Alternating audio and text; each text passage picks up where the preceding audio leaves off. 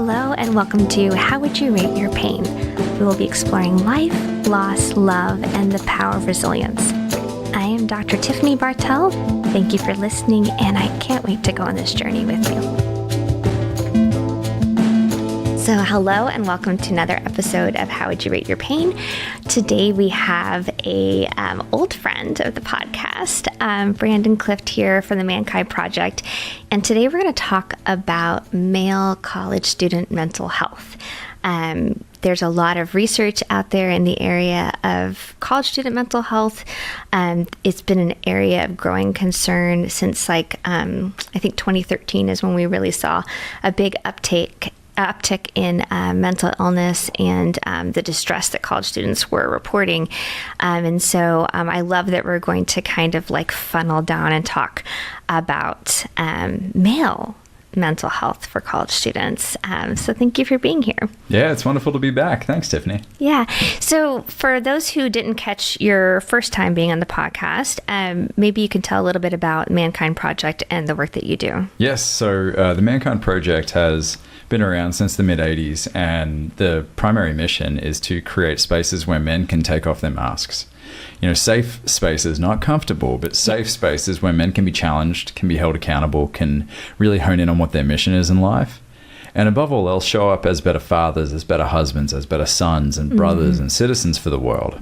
Yeah. So our vision is that our work and other work from other men's organizations and men's groups are going to help healthy masculinity emerge, and in turn, restrictive masculinity, you know, the negative effects to recede. Yeah, exactly right. So yeah, that's the Mankind Project. My work with that is I host the Mankind podcast, and our goal is to simplify manhood. So we believe that there are multiple ways that men can show up in their masculinity, in their manhood, in their femininity. There's a spectrum there. Sure. And so our mission is to prove that there's more than one way to be a man. And we do that. We've done that for 170 episodes, and we're only starting. And so this organization was started in the 70s, is that right? 80s. 80s, okay. Yeah. So I'm sure that there's been like multiple iterations of the focus of, you know, what's being explored and what's being talked about. Well, yes and no. Okay. Our weekend adventure, the New Warrior Training Adventure, is a modern rite of passage, because the founders recognized that there weren't any proper rites initiation ceremonies for boys and men anymore. You don't have to go far back in history to see. I was going to say, anymore is the key word, right? Yeah, anymore, right? Yeah, this is a new phenomenon not to have it. Bingo. The only options we have are college fraternities and gangs, where you have some initiation to be involved. Yeah. And I would say there's certainly no positives in the gang side of things. But with the fraternities, like, there's good and bad, of course. We've seen some of the horrible things to come from those spaces and the benefits of being a part of a community like that. But where else are those spaces where boys and men can truly feel like there is a transition into manhood, into knowing themselves and their mission? And mentoring. Right? So what we find is most of the men who come to us, guess what, are like 40, 45, 50, experiencing some existential crisis perhaps. They've bought the Mazda Miata, you know. They're starting to get interest in women that they're not married to. And so they'll come to us and realize, wow, stuff that I experienced when I was 4, 5, 6, 7 has been driving my behavior in my life.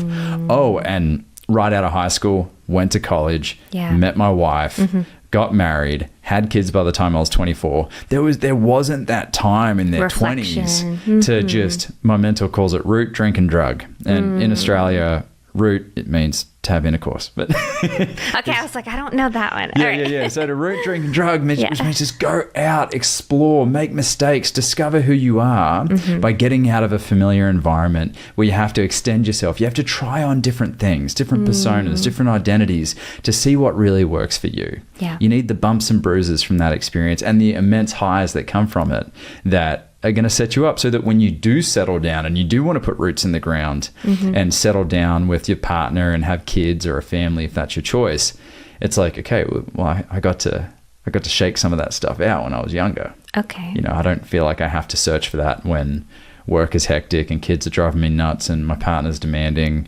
That's when a lot of men want to run. and do those things because they feel like they missed out. Well, and I think too, what I'm hearing from, that concept is that it's a time where you can make mistakes and you don't have to be perfect, and you get to try, like you said, different things where, as I think now the college students I've worked with professionally, there's such a push to kind of know what you want to be when you grow up and know what college you want to go to and what program of study. And like, it's almost like you have to commit or, sign a contract societally with one version of yourself and then just work really hard to make that happen without space to kind of like change your mind and change your career and change your partner and change your friends if you need to. Some people are just starting identity exploration on multiple levels. And so there's so much pressure, I think, put on, even children. And I think some of it's good, you have opportunities for STEM and things like that, where they can explore their aptitudes. But it seems like we lock them in earlier and earlier and earlier into just like one thing or one way of being. And there's no space for a period of time where it's okay not to know. Yeah. Hasn't that always been the case though? Probably, I almost feel like there was more pressure back in the day where you had to figure out what that thing was because there wasn't a lot of exposure to other options. I guess it depends on the town you grew up in or the culture or the church or whatever. But yeah, I think perhaps now it's tougher now for young folk and young people because they feel like everyone's watching. Well, I mean, they are. Yeah, with social media, you are. Yeah. But they're not, though. Right. It's a perception that people are. And that's something I'm sure we'll talk about in this conversation around this, like, where do I draw my significance from? Yeah. Is it how many likes I get on this or that? And that's where I think we have a real issue on our hands with young people who have been exposed to social media and technology from a very young age, which it missed me by a hair because I was born in 92. Okay. They're noticing it from kids that were born 95 after that were hit in the face with social media. Yeah. And then all of a sudden there's this pressure to perform and conform and compare against everyone else. So we have an interesting challenge on our hands. And the real challenge for us is how do we communicate and connect with this remarkable generation that's coming up that has all the potential in the world to fix just about every problem we're experiencing. But there is an immense mental health crisis occurring right now. Absolutely. That is kind of the biggest thorn, I would say, in Gen Z's foot right now. I agree. And I think, from the work that I've done, I think I'm often encountering people that are from an older generation that the basic question, if you distill down what they're asking, it's, what's wrong with them? What's wrong with them? Which really, if you translate it, is like, why aren't they more like I see myself to be? Why are they so weak? Or why are they so, and I actually... Fragile or... Yeah, they're delicate or fragile. Yeah. And I don't see that in this generation at all. I think they're incredibly resilient. And they have to have help, though, because they're human. And we need mentorship and other humans standing around us, which is what I love about the work that you do with men is, we need other people. And there's no reason to think that this generation doesn't need us to walk alongside them and to equip them. Well, and I understand the resistance that young people might have to connect with someone like you or I, because I would say the vast majority of what they're feeling from previous generations is 100%. Judgment, right? Shame, condemnation. But it's so funny, like Gen X, baby boomers, like they have such short memories. Yes. Because like boomers were burning bras and it was like, then there was the sexual revolution and then the psychedelic movement. Like, how do you think their parents felt? You were messy in your, everybody's messy in their 20s. Everybody's messy. I'm just thankful that the target's taken off millennials now because it was, we were blamed for everything for a while. Now all the TikToks are about Gen Z. Yeah. So yes, there has to be some form of mentorship and something I was taught from a young age, and this is perhaps an older value, But my parents always taught me, like, if someone's older than you, they've been on this earth longer than you. Yeah. That you respect them just for the sheer fact that they're older than you. Not blindly, but anyone They've older than me, stuff. I'm like, you've got even just a year or two older. Like, and so, but if I shut myself off from that opportunity, that potential, I'm not going to learn. Some of my greatest mentors have been kissed by the silver mist of time. You know, Larry Dawson's one of my greatest mentors on this planet. He got my dad into this work. He's known me since I was 9. I called him the other day with a relationship challenge that I was experiencing, and a way that I was showing up I wasn't too proud of. And he laid it right down the middle for me. You know, there's so much wisdom there that I can glean from. And you look at my wedding party, just about half of them are grey. I love that. I love that. You know, it's because we can bridge those gaps, because there's wisdom there I want to learn from. And there's wisdom we can learn from younger generations too. 100%, especially this one. Be open to it. I've always been amazed at clients who have hired me who are much older than I am, because there's this self-narrative of just like, you know, you should have had this figured out. Why would you listen to me? Why would you listen to me? Yeah. And what I'm learning, especially in an organization where I'm pretty much 20 years younger than the median age, is that no, they want me around because of a fresh perspective, because of a new way of looking at things, because I haven't got my mind fixed in black and white thinking. Yeah. So that's something we need to open up as older folk. God, that's Absolutely. weird to say. You're one of the older folk now, Brandon. As a previous generation, to go, what can we learn from Gen Z? Oh, so much. So much. I think this is the best generation yet. They will be. Yeah. They will be. They need our help. But we need their help too. And it goes both ways. And I think, you know, for me, and I don't know how it was for you, when I was raised to respect and listen and desire counsel and advice and mentorship from older people, I was also in a community where I was listened to, and I felt like I was really interesting to the adults that were around me. I was really blessed to be, when my dad remarried, we married into my stepmother's family, that they would take me and my older sister, you know, we're step nieces and or nieces and grandchildren, and they would take us for trips or lunch or weekends just to spend time with us and get to know us. One of my aunts, I'm still very close to now, she would take my sister and I for 2 weeks every summer because she wanted to make sure she really knew us.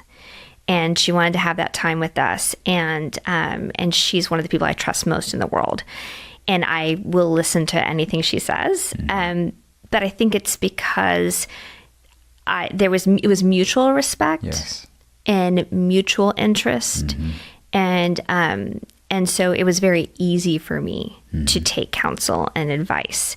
And I think we're missing that some with how we talk at or demean, you know, and I don't know if it's insecurity or what it is that makes us not want to listen and feel like we have to know more. And we have to kind of assert ourselves in those spaces, but it puts this wall. Like we are co-building that wall. I mean, especially when most policymakers have one foot in the grave, and they're so disconnected. Our judge are so disconnected from the needs of this next generation coming up. That they're going to be the custodians of this world, and young people feel like they're being handed a lemon. Right, of an economy, of an environment. I mean, they are. In many ways they are, and there is that gap that needs to be bridged. And the challenge is, well, there's two mega trends, right, that are occurring, especially for young people. And I'm sure you've seen this in your time working with college age kids. Is you have the mental health crisis, which is obvious. We know what's going on here, right? Anxiety, depression. And then we also have polarization happening at the same time. Absolutely. Like we have finally gotten to the same level of polarization in Congress that we did during the Civil War. Wow. So lawmakers can't really achieve much that's going to help the whole in a lot of ways, because there is just there's just disdain for one another just because you're in blue and just because you're in red. Yeah. There's this widening gap and divide. So there's no listening. There's no listening. But if we just in our research, so the work I'm doing with Men Living, which is not the Mankind Project, it's a different adjacent men's organization that does amazing work in creating virtual spaces. So men that don't necessarily have access to physical places to meet, they have these online calls. They have about 20 of them available each week. It's amazing. Men Living. menliving.org. Okay. And they just got approved for a grant. And they're putting 2 programs together, one for elders, so helping older men get into their eldership and really kind of make peace with their journey as they enter this final phase of life. And then this new program called The Bridge, which is targeted at college-age males. Oh, I love this. Before they enter into adulthood. I love it. And my partner and I, who have been tasked with putting this program together, Mike Patterson, he's one of those men who was in my wedding party, very, very, very experienced and seasoned men's work facilitator. He and I have been finding in our research that there are 3 main things that Gen Z find valuable, like they would align with their values. That is meaning. Yeah. So what can they draw significance from? There's impact, which has a big social consciousness piece around it. And I know you've got a lot of information and research around that. And the last is connection. Because they are arguably the most disconnected generation. Yeah. Interconnection is the worst of all generations. I think they would agree with that. Yeah. There's so much loneliness. So much loneliness. We have a loneliness epidemic, especially in men and young boys. So when you put all of that into play, the values that they want or that they want to express, where are the avenues for that to be expressed? Absolutely. Yeah. Polarization. Yeah. Interesting. Right. Yeah. It's joining these groups. We see young men more than ever moving towards conservative beliefs and policies and groups. And I honestly believe what's driving that more than anything is that they're not getting their connection needs They met. need that belonging. Yeah. They can find that belonging. And direction. Because there's nothing more simple for a young boy to latch onto than, the best way I can be a man is take ownership, take things on the chin, work hard, be dominant, be assertive, and stay on the tracks. Yeah. We're going back into an old way of manhood, which guess what? Worked. Right. In the 20s and the 30s and perhaps in the 40s, because what was happening in the world with world wars and such. Sure. And also, there was probably a lot of unhappy people that it wasn't working for, but it was the thing. Yeah. Domestic violence, absolutely. right? But and those were the models that they had. You had your Clint Eastwood, your John Waynes, right? They didn't solve things with words. They solved them with their fists and their pistols. And so men, I'm seeing, are going back to that place. They're closing themselves off and trying to go back into these rigid molds or rigid models of manhood. Yeah. And what better place to find that than in conservative spaces, because those are old values they're trying to maintain and hold.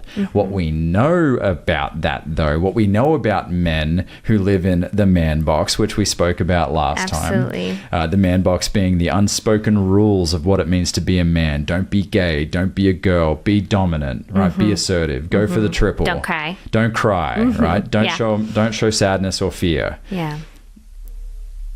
What we know of men who exist in that space, and that is the lens in which they see the world, is they are the most oppressed, the most restricted, the most likely to commit domestic violence, the most likely to get addicted or spend time in jail. We know that. Yeah. And so young people who are lost, who don't have a lot of positive male role models in these spaces, having conversations like the one we're having right now, they're gonna default to the old mold, the old script. Because there isn't a bridge to anything else but a box. Yes. Yeah. Yeah. Our educators, only 20% of them are male. Right. So there's not a lot of exposure to healthy male role models. Right. Or they're finding them in sports coaches, which is getting so better. The culture of sporting is getting a lot better. Sure. But they also may be on a football team where like you get hit like a girl, or like things like that. Those messages are still being portrayed and being modeled. Yeah. So there's multiple fronts we got to look at here, but if we just boil it down to those 3 values and meet young people where they are, they want to have impact in the world. They want to feel meaning in what they're doing, which, I mean, let's go to Viktor Frankl. These are timeless. These are timeless, nothing wrong with it. Like man's search for meaning, and they want a connection. And I love that because I think, some of the complaints that I hear about Gen Z is, they won't just work a job, to work a job. No, they won't. And maybe some of us shouldn't. Yeah. I would say, like, if I looked at the proportion of unhappy clients that I have that are professionals, a good majority of them, their unhappiness is stemming from either a unhealthy or, work environment that they should definitely leave, or a vocation that they didn't choose or don't choose anymore. And so I don't know that we're better than those who would say, like, no, I won't settle. And it needs to make sense for me to do it. I think that's actually more critical thinking than, because I think I've heard that too. It's like, oh, they're not critical thinkers. I think they're more critical thinkers. They won't do anything you don't give them the data for. Yeah. They won't exercise unless you tell them why. They will not sleep unless you tell them why. You tell them why, they'll do it today. Okay. And so I actually think some of it, some of our work with younger generations has to be, around kind of like setting aside the version of ourselves that we think we are, and being like open-handed and open-minded and curious of just, I have to believe that they do things for a reason and that their values are valid. And then we start to kind of figure out, okay, what do we build that bridge with, to connection and to meaning and to, what was the other one? Connection, meaning, and impact. Yeah. Because I think those are wonderful, wonderful things that we can learn from. So what kind of sparked this project, and what does it look like?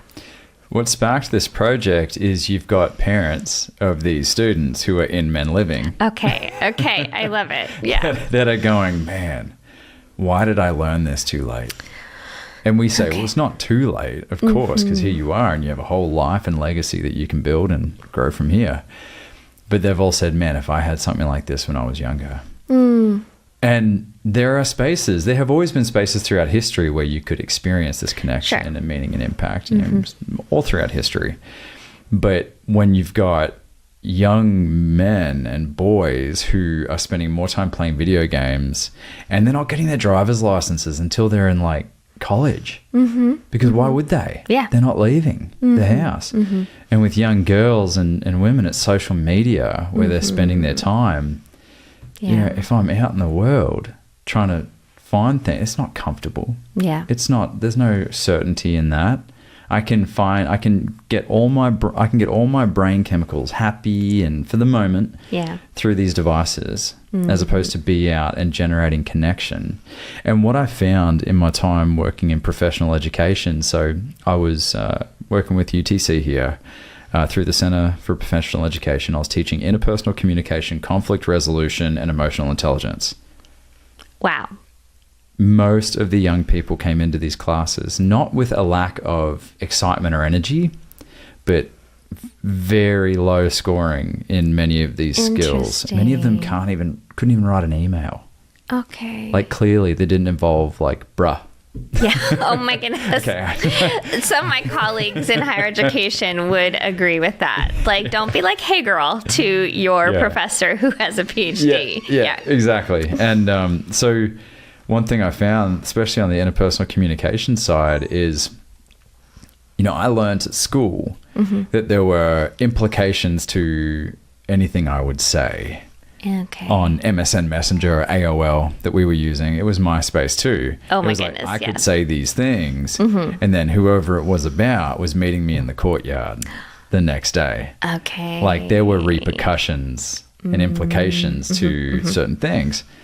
Well, the only the only social network I had to worry about was my school. Maybe some other schools who I had some friends through. But now young people have The world, including predators and all sort of malicious characters out there, and they're getting fed ads like you wouldn't believe, that are telling them that they're not good enough, that they're not enough. I mean, by the time a young girl turns 18, she has seen over 6.5 million images of what an ideal woman's body should look like. Wow. That's horrible. Well, I'll say for older women too, I don't know what happened. I know what happened. It's people make a living doing this, but like I hit 40 and immediately I started getting ads for menopause weight loss, how to get rid of your menobelly, like what to do with hair loss, Botox, like all of these pictures of people being unhappy with their body and unhappy with themselves. And I was like, where did this come from? How did this get triggered? But I agree that they, whether it's males or females, they're hit. And I think males are given just as much pressure to be like ripped and to like be tall and strong and look a certain way. What about penis size? I mean, they've been watching porn since they were 12. Absolutely. Right? With these unrealistic comparisons to people who are paid because of their girth to be on screen. Good point. And then they have that insecurity as well, which they feel like they have to compensate for. I mean, a huge part of my work and men's work is around sexual shame. Because men don't feel like they're enough, whether it's what's between their legs or what happened to them sexually or things they were forced into at a young age. Like, there's a lot tangled in that as well. So there are all these messages. And young people have been hit harder than any previous generation with these just contradicting messages and views. And no wonder it's a losing battle for many parents who are there, who love their kids, who are present with their children, who can't give them salvation from these negative, like overwhelming feelings. Right. But I feel like now's a great time for a bit of an about face. Oh my goodness. Yes. To look at it this from a different angle. And I think this is where we can possibly empathize with our older audience a little bit more. And how their view might be informed. Or so on, other than mental health, almost on all other measurable metrics, there hasn't been a better time in history to be alive. Like, we have more access to information and opportunities than ever before. And that comes with a caveat. Like, look at my skin. I'm heterosexual. Like, there are advantages there. Even so, that being said, there are more opportunities even for our most undernourished communities than, say, a middle-class 40 person. years ago. 40 years ago, right? So there are certainly inherent challenges in advancement, yes. However, if we can also help our young folk identify that this season of your life. Now, this is where I want to get into what you were sharing with me before we got started, this latency period. Because I think we should introduce that, because I think that also might inform why we have so many young people feeling at arms. I agree. With the state of the economy and social justice and things like that. Yeah, absolutely. So, we had spoken earlier, a lot of my work, especially research, is in the area of college student mental health. And, it used to be seen, this area of time between like 18 to 25 as like a latency period, very Freudian, of like, this is just when they do school. There's not really any life tasks, but, Arnett's theory of emerging adulthood really kind of turned that on its head, and he was able to identify that there are really significant specific tasks that are done, and a lot of it is that identity exploration and transition, and not just for our young adults that are going into college, but ones that are not in college as well. They may be in the workforce or trade school or something non-traditional, but they're still going through, there's a lot of tasks to accomplish. And so I think it coming in late in the game to being kind of a phase of life with significant tasks, maybe has under-resourced our ideas, because we know a lot about child development. Right. And we know a bit about, the geriatric years, the older years. But, we know a little bit about parenthood. and how to structure that. But there's this period of time where, yes, physically, you're peaking in a lot of areas. There's a lot of changes happening. I think older adults will tell younger adults, it's the best time of your life. It's college. You'll never have this time back again. But it's also busy and challenging. Full-time job with education, with relationships and leaving home, and so it's a time of a lot of transitions. And through my research, what I've heard overwhelmingly is students say, I have all the power, but I have all the power, which means I have all the responsibility. The buck stops with me. There's no safety net. Once I go off to college, I'm in a different environment. No one's telling me what to do, but no one's telling me what to do. Yeah. And so it's a very abrupt transition. And then you're surrounded completely with peers, and there's a removal of older regular mentors. It's very different to be in high school or home or your community than it is to be in a large university and thrown into a dorm where, what do you do? Ask the other, 18-year-old for advice on your life choices or problems. It's difficult and it can be really unsettling and challenging while also exciting. So here's my question, where I'm starting to, because I want to make sure that when we present this program, I don't know how we're going to space it or what the cadence is going to be, how we're going to work with these men, but I really want to make sure that it's relevant and that the anecdotes and the stories and the messages are not only based on research, but also relatable. There is, I believe, in a lot of the conversations we're having around mental health, there is an absence of talking about how resilience can come as a result of these difficult times. Oh, yeah. And if I can't see out past the tunnel right now, I'm in midterms, I'm doing a horrible internship or a boss, or I'm having stress with a relationship at the same time, and then I'm being told that the economy is ruined. And there's not it's an election year. There's not going to be a planet to inherit. It's natural to want to then blame and channel my feelings, my I don't believe in negative feelings, but my perceived negative feelings on external things, as opposed to the students you're working with having that internal kind of locus of control, that internal compass that they're developing. And I come at this angle, and again, this is not like a grounded thought. This is something that's still up in the air for me. Through my show, having interviewed, like Richard Weiner, for example, he was the only Jewish student in a gymnasium full of Hitler Youth. Right? All wearing brown. All wearing brown shirts.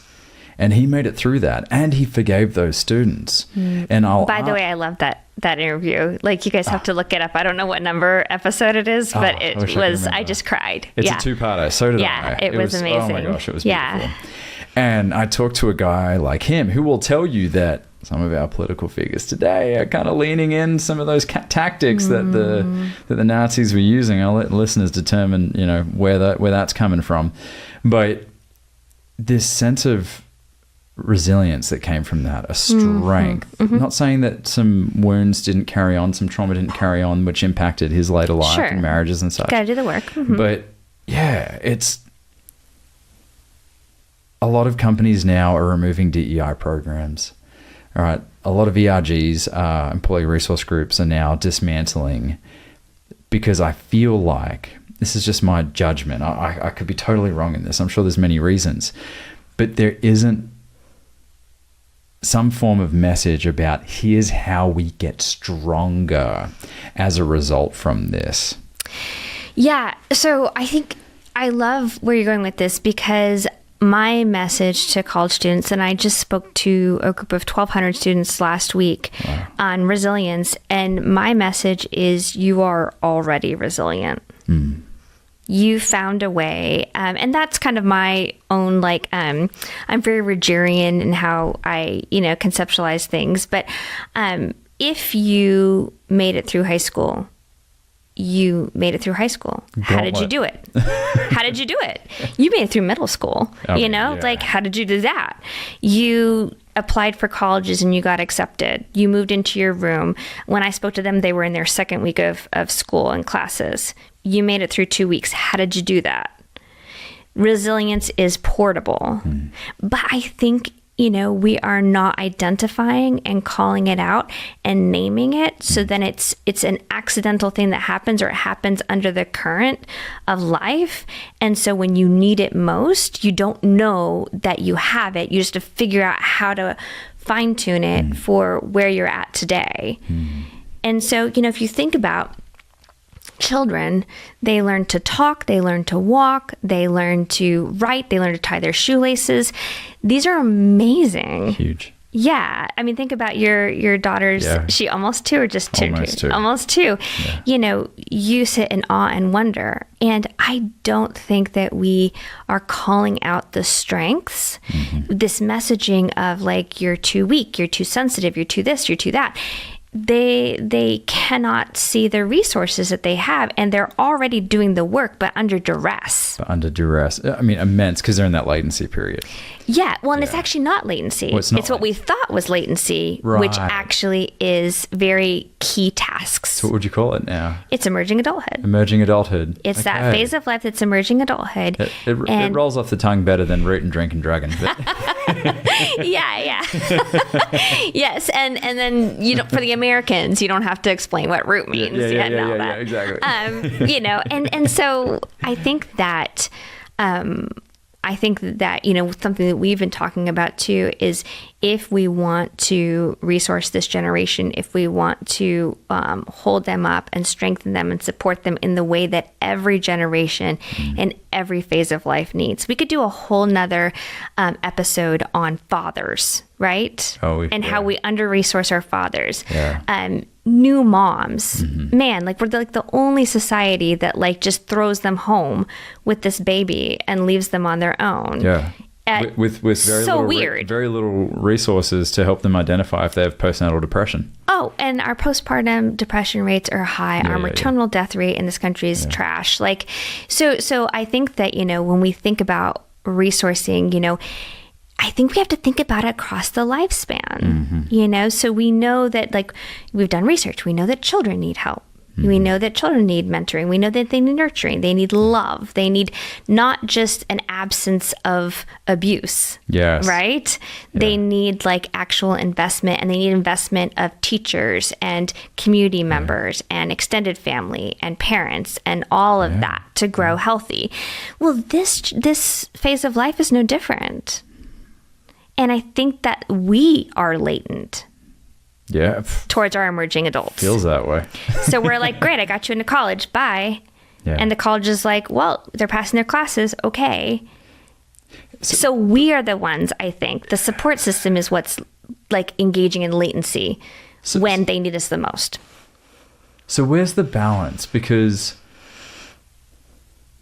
I remember, so I was very fortunate. My mother is an entrepreneur. She's been in fashion for 50 years. So I would wake up in the morning to go, 4:45 in the morning to go row at school. And she was already in her office, like just drawing designs and doing her books and all the rest. And so I had a wonderful model of hard work, entrepreneurship. Yeah. So I got into business very young.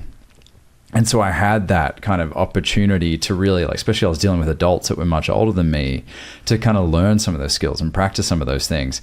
But it did feel like the net was taken away. And it was, but there was a balance. I had the mentors. I had the right mind to find mentors, but there was that element of it was terrifying. I was like swimming away from the dock. Yeah. And my feet couldn't touch the ground anymore. And so where's the balance? Because there kind of has to be that rite of passage. Absolutely. Where a young person goes out there. I mean,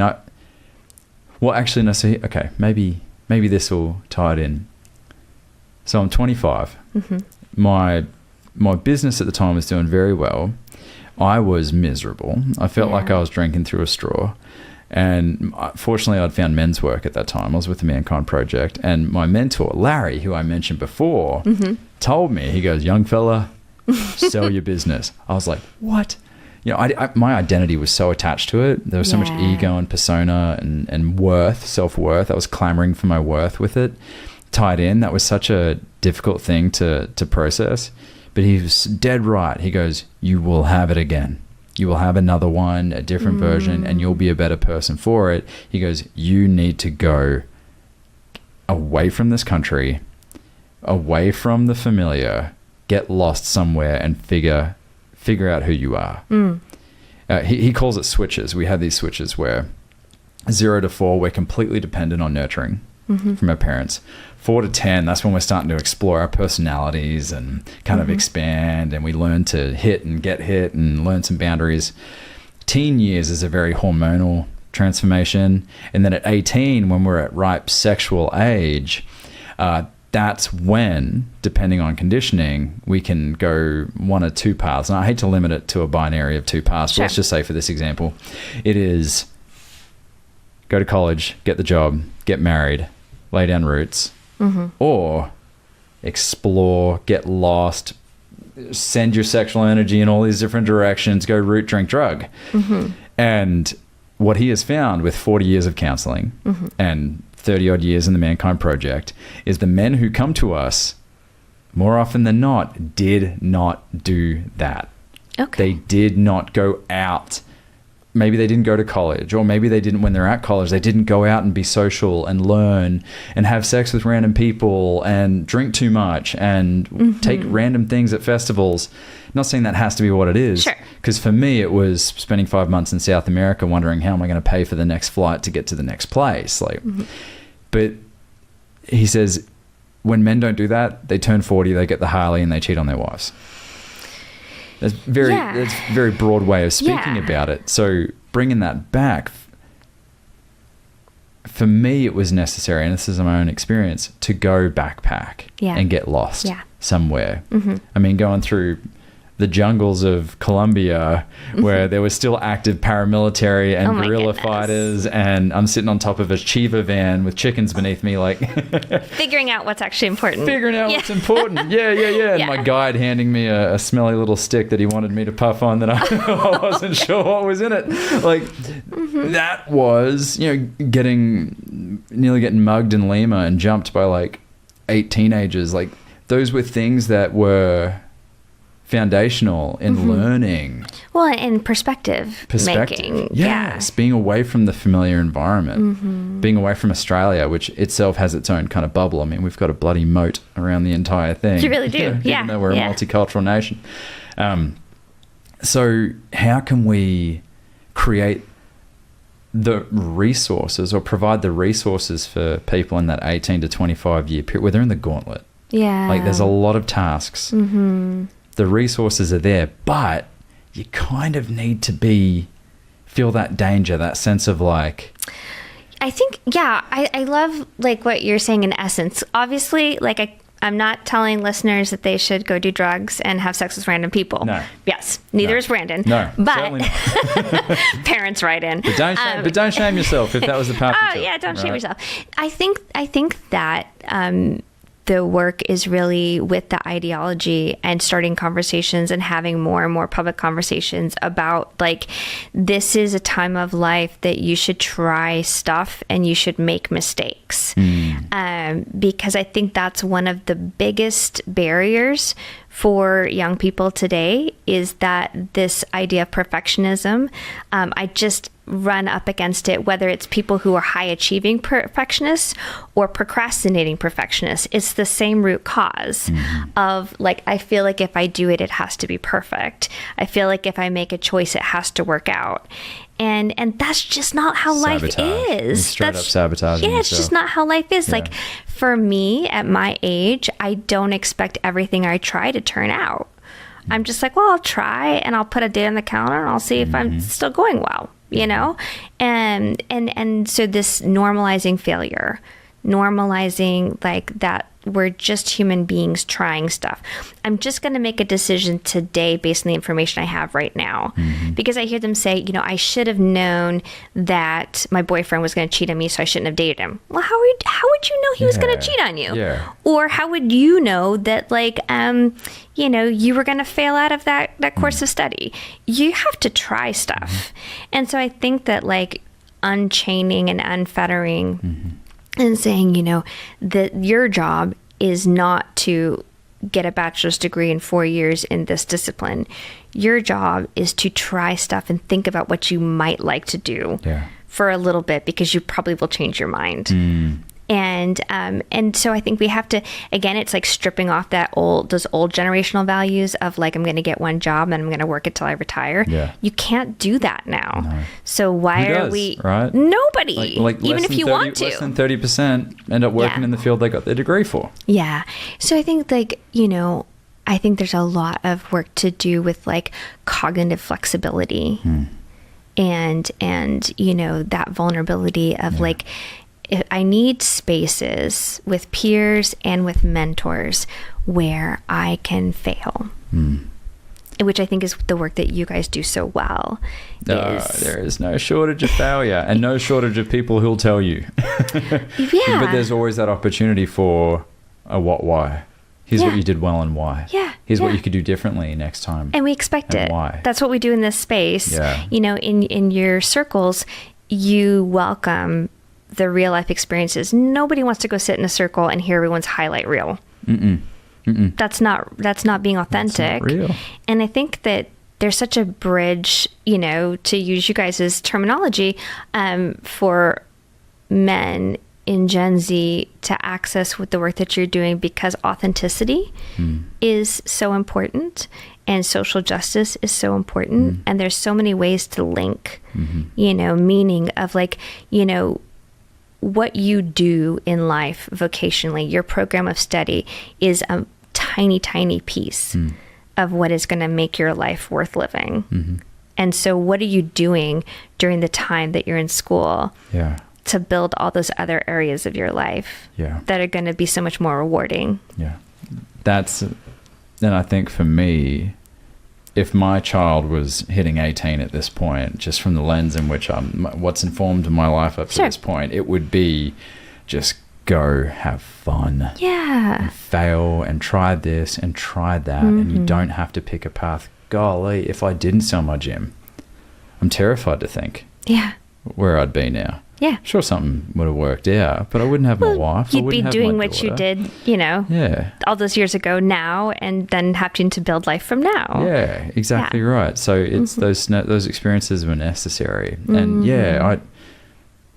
that's got to be. I can feel it in my body, that feeling when I was at university. So I dropped out because my business was doing well, and also the environment of college was way too attractive for me to where I couldn't just focus 12 hours a day and work my eyeballs out in this like one field. You're like, this is fun. I was neglecting the fun. I was neglecting the fulfillment of that college experience. And can't change history, can't change the past, but like, what better time to just see what works for you. Figure yourself out. Perfectionism is such a universal feeling, I feel like, these days. I talk to myself about it. I talk to my people mirrors about it of like, why am I, frustrated because this, didn't feel like a perfect talk, or it didn't feel like all I can remember is like, oh, I wish I would have said this way, or I wish I would have done this way, when it was perfect in itself. In itself, right? Yeah. Something that's really helped me was look at when I get into that thinking mode, and my wife and I talk about this a lot. What would the cost be if I was teaching my daughter?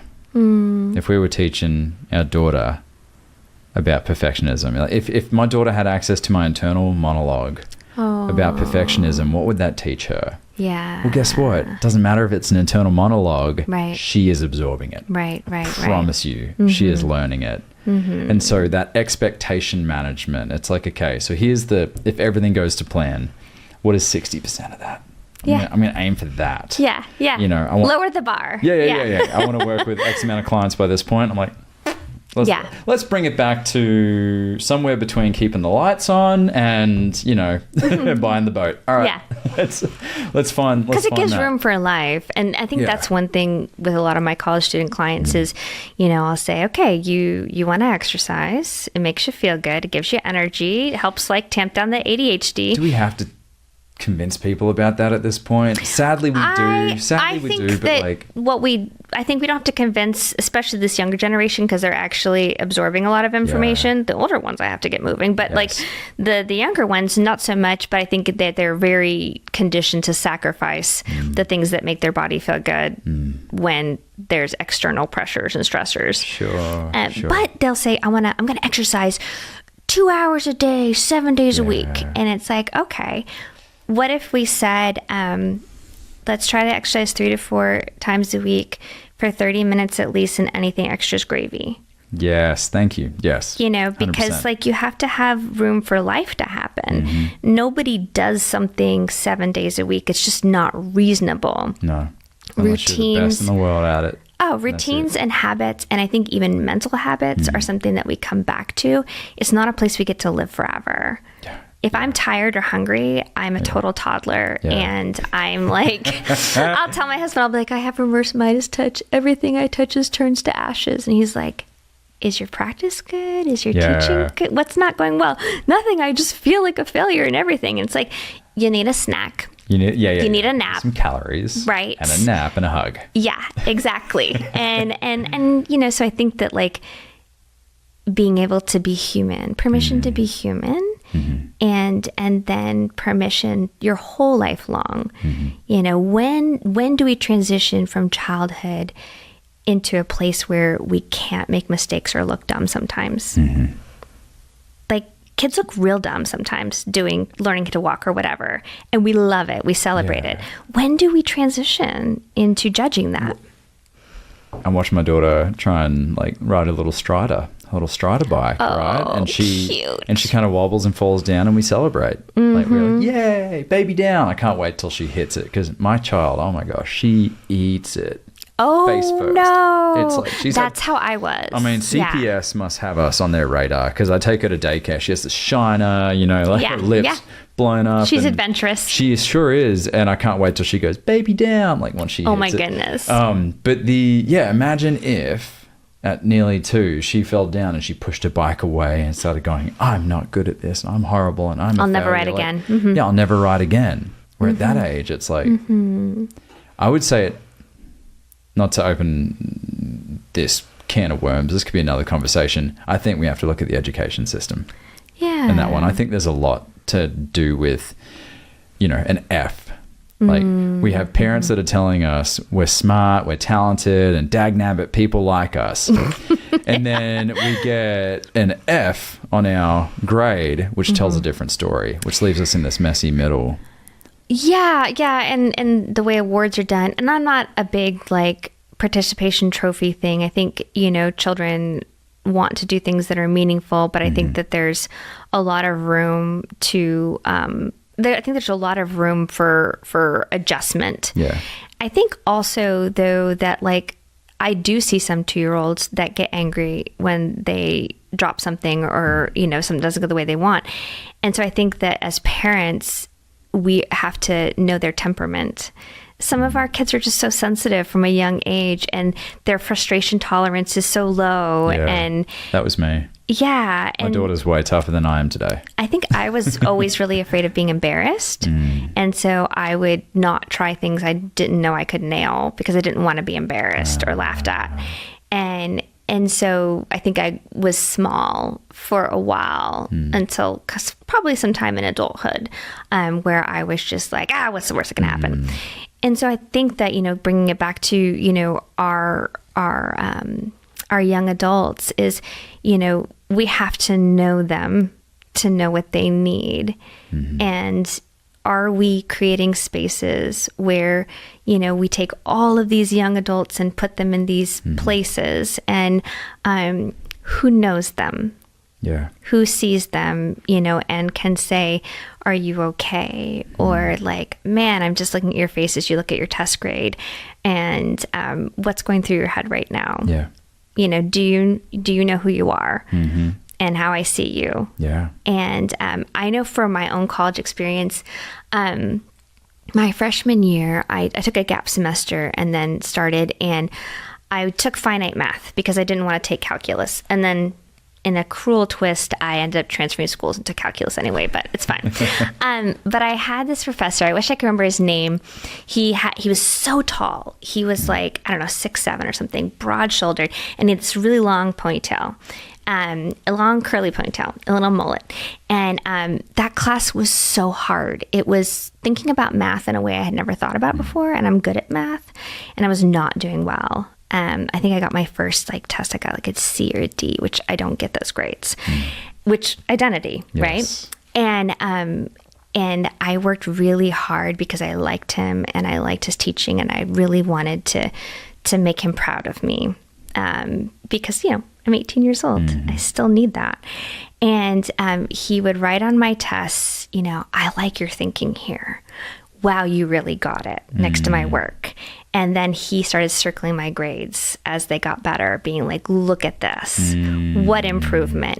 And I kept those papers, and I was probably in my 30s when my husband he likes to purge papers. And so he pulled out this box, and there was all these tests, and he's like, where are these from?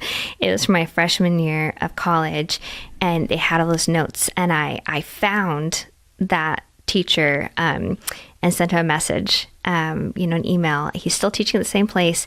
He has won all these awards and quite prolific in his field. And I just told him, what his words meant to me. He saw me, and he knew me, so he knew when changes were happening with me, good or bad. Yeah. And I think that's the balance, right? Is we give autonomy to our young adults. We trust them. We believe in them. We admire them. We're interested in them. But then we have to know them. You have to know them. Yeah. Someone's got to know them. It's got to. Yeah, I love the way you put that, because it's easy to look at Gen Z as a whole or boomers as a whole, but look at the individual. Yeah. Sure, we have data that can tell us about their values, what they're thinking, their mental health, but then, okay, the individual, what is the lens? I mean, just with a coaching client, the first thing I do is try and learn how they look at the world. Yeah. What their beliefs are, what their values are, because I will then adjust my coaching to meet them where they are, to where they want to go. But especially with young folk, even if they can't answer those questions, it's the fact that you're taking the time to be like, what does the world look like to you right now? What does your place in it look like to you right now? How do you feel you're doing? How do you feel you're doing? And what are you learning about yourself? What is something you've learned about yourself this past semester? Yeah, because if all we talk to them is about is their accomplishments, then that's all that matters. And we can't ask them to believe that something else matters if we're never checking in on that. Yeah, their flaw is high achievement. That's the flaw.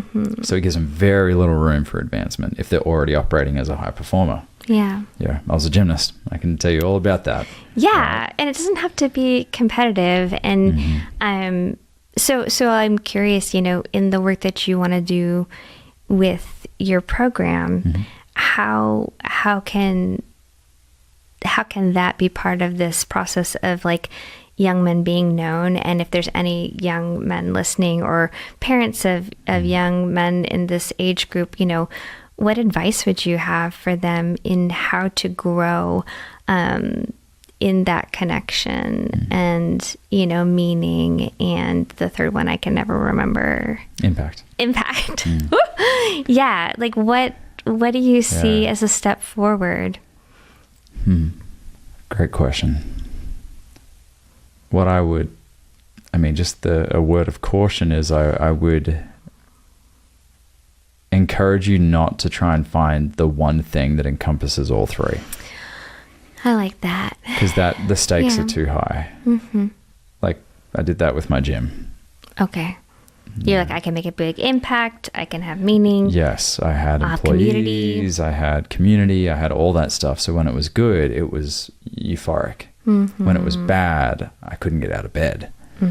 So that's where I often tell young people too, your job doesn't have to be your passion. Oh, right. Absolutely. It serves a purpose, but it can serve a purpose.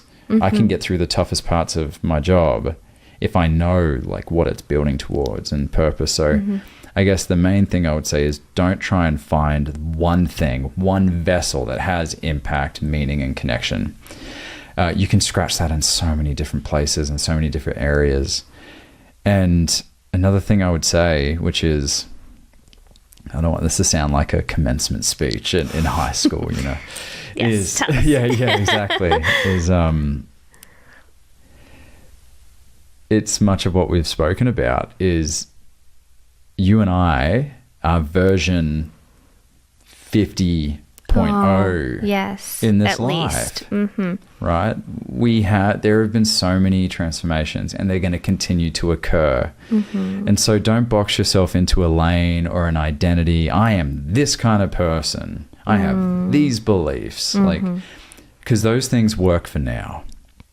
Oh, I figure I change something I think or believe significantly every 6 to 12 months. Yeah, I mean, and that's... I get new information. Yeah, new information about yourself and about the things that work. Yeah. I mean, if I was running my system that was working for me in my early 20s, I would probably have purple bags under my eyes and I wouldn't be a lot of fun to be around. You wouldn't have the wife you have now. I wouldn't have the wife. Thank goodness I changed and transformed. And so, I mean, even just sheerly for the fact if she met me then when I was in that stage of life, she wouldn't have liked me. Yeah. You know, so things had to happen. And if I can just cap it off with this, the best mindset that has served me all throughout my entire life, through my highest highs and my highest lows, is how is this happening for me? Mm-hmm. Yeah. Because when I feel like things are happening to me and I go into a victim place, that's very disempowering. Yeah. I make the worst decisions when I feel like powerless. things are happening to me. Yeah. When if I go, how is this happening for me? It gives me at least an opening in my perspective to go, okay, I'm in conflict with this person in my men's group and it's pretty ugly at this point. One day I'm going to thank him for this. Yeah. And that's just a recent example. I'm so thankful for this man. Yeah. For calling me out on a behavior that was a blind spot for me. Doesn't feel great in the moment. Oh no, I was out for blood. I did not like it. I did not like it. But how's it happening for me? And I want to be very cautious around using things like words like victim and stuff, because there are very true examples of people that have become victims of violence and harassment and stuff. However, you meet people that have been through immeasurable suffering and you look at how they look at the world and how can they achieve so much despite such impossible odds. Right. It happens, I believe, between the ears. Absolutely. Right. And so regardless of how difficult you might feel like you're knee high in mud right now with that 18 to 25 period, like how is this happening for you? How is this preparing you to be the man or woman or person that you're destined to become? So just left foot, right foot, figure it out as you go. I love that. Well, and I think that, you know, if our value and our worth is in our personhood and our being, which gets to change, then it's okay if what we do ebbs and flows and goes through seasons. And it's okay to make mistakes because, you know, somebody that I could be proud of takes responsibility, owns up, learns, gets back up again. Yeah. And so I think if I was to wish anything, like if I could just like wave a magic wand and like give something to young adults, it would be the sense that like they're good as they are and they just have to do what's in front of them and figure it out. And there's no right way or wrong way to do things.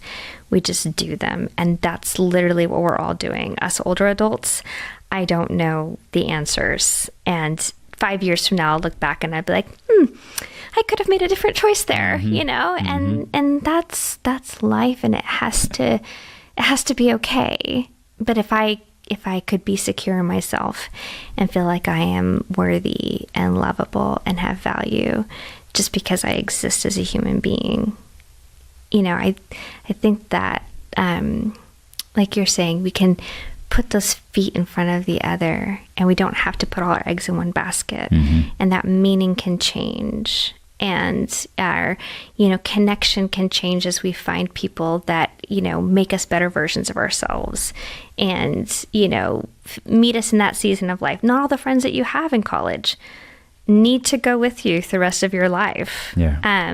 Not even all the friends you have first semester need to go into the second semester. But yeah, I don't know. I don't have all the answers on how we give that gift. But I think that as older adults, as we've identified ourselves, these conversations, maybe it makes us feel a little bit less powerless too when we're looking at other generations, if we see our part in what we can do. Yeah. One of my favorite lines that was given to me from one of my coaches that I give to my clients is, "Congratulations, you're human." Yeah.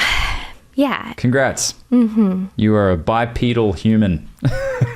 With all that comes with that. Mm-hmm. So maybe it's okay as we think about, maybe older listeners, the young adults they've raised, or the adults that we work with, it's maybe okay for us to make mistakes and to figure it out and to talk to them and hear from them just as much as it's okay for them to make mistakes and figure things out and talk to us. Yeah. Oh, beautiful. Thank you so much, Brandon. No, my pleasure. We covered a lot of territory, and thank goodness one of us has PhD next to us. It doesn't help with everything. I'm so excited to see the program that comes out of the research you're doing. Yeah. And I've already determined that I'm going to be getting you to look over it at oh some my goodness, point. Please. I'm so obsessed with college students. Before we launch anything, I want to make sure you get eyes on it. I would love to see what you guys are doing. So Mankind Project, the podcast, the weekends, menliving.org is for virtual spaces. Yes. And I would nudge you that, if the virtual space is what you need, wonderful. But we also just talked about how being in person and having those, interactions can also be helpful. So if you're listening now, I challenge you to see if there's a men's group near you in person. Absolutely. 750 of them worldwide. Yeah. And check that out because, the antidote to loneliness is connection. And so thank you so much for listening.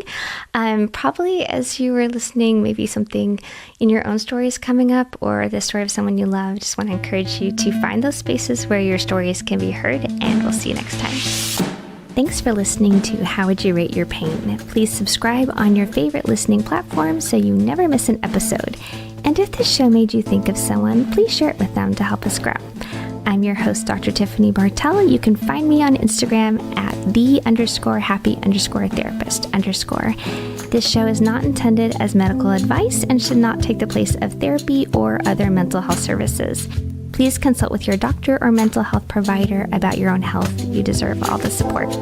How Would You Rate Your Pain is co-produced by Wavelength Studios and Chattanooga Podcast Studios and is part of the Podnooga Network. Graphic design provided by Josh Wilhelm at JW Creates and music by Michael Crosa. I'm Dr. Tiffany Bartell. Thanks again for listening. We'll see you next time right here on How Would You Rate Your Pain?